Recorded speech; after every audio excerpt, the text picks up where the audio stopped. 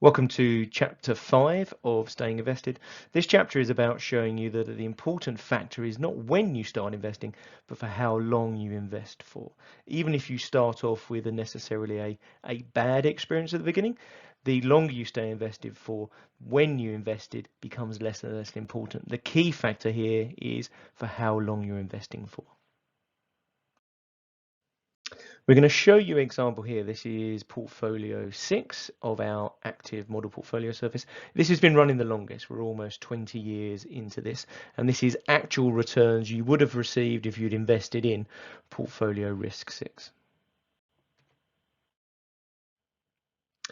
What we're showing you here is just a year's return. This is a rolling years. So here we have if you've been invested for a 12-month period, and that's going back to November 2004 all the way through to the end of 2022.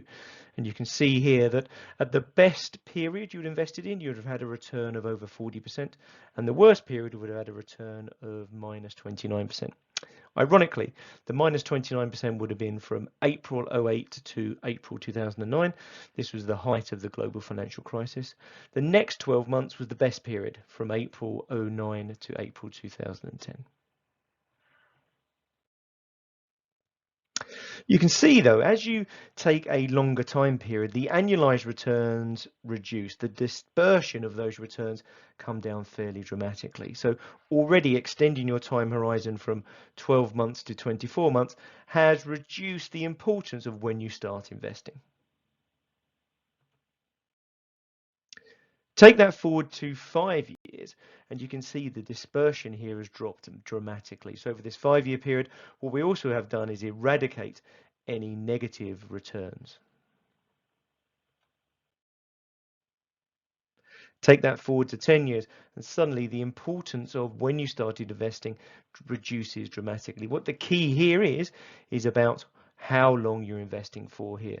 And you can see those 10-year annualized returns also include those annualized returns that you would have had if you'd had that 1-year time horizon as well. So again, does timing matter? No. What really matters is how long you're investing for. Long-term investors will pick up those rewards. And you take that through all the way through to 18 years.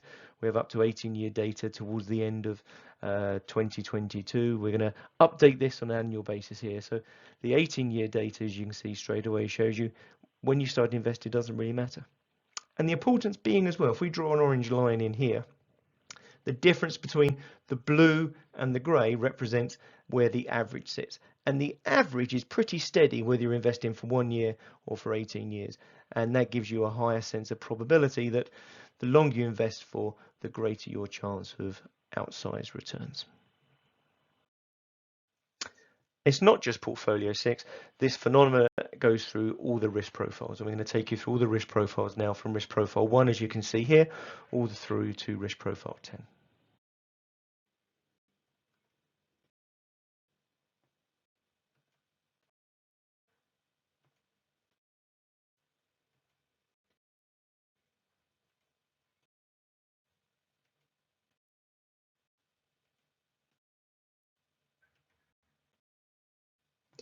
Obviously, the one thing that does change is the level of return. The more risk you're taking, you're going to be rewarded with a high level of return.